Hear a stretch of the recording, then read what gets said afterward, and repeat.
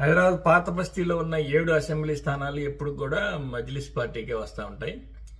ఆ మజ్లిస్ పార్టీ అక్కడ దశాబ్దాల తరబడి తన గ్రిప్పుని పోగొట్టుకోకుండా కాపాడుకుంటూ వస్తుంది. ముస్లిం మెజారిటీ ఉన్న ఏరియాలు అవి. అయితే ఆ పార్టీ ఏ ప్రభుత్వం తెలంగాణలో కానీ ఉమ్మడి ఆంధ్రప్రదేశ్ కానీ ఏ ప్రభుత్వం అనుకూలంగా ఉన్నప్పటికి కూడా ఆ ప్రభుత్వానికి అనుకూలంగా వ్యవహరిస్తుంది. దానివల్ల వాళ్ళకి కొన్ని ప్రయోజనాలు ఉన్నాయి. అదేంటంటే ప్రభుత్వం అనుకూలంగా ఉంటే అక్కడ వాళ్ళ గ్రిప్పుని పోగొట్టుకోకుండా వాళ్ళ అధికారం చెదిరిపోకుండా చూసుకోవచ్చు. ఇంకా ఇతరత్ర లబ్ధులు ఉంటాయి. అది కాకుండా ప్రభుత్వాలకు వాళ్ళతో పెద్ద ఇబ్బంది లేదు, అనుకూలంగా ఉంటుంది.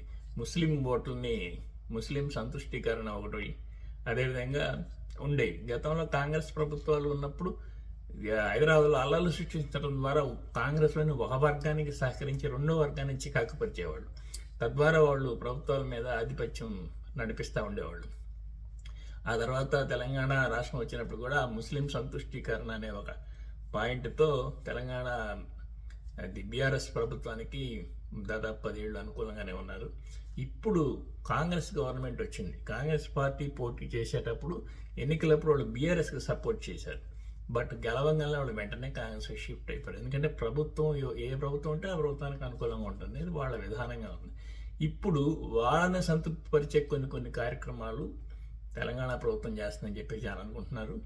ఉదాహరణకి గచ్చిబౌలి నుంచి ఎయిర్పోర్ట్కి వేసిన మెట్రో దాదాపు 10 కిలోమీటర్లు ఆల్రెడీ కంప్లీట్ అయిపోయినట్టుంది. దాన్ని ఆపేసేసి ఎల్బీ నగర్ నుంచి కర్మాన్ ఘాట్ మీదుగా ఓవైసీ హాస్పిటల్, ఫలక్నుమా, ఆరంగా ఇట్లా వేశారు.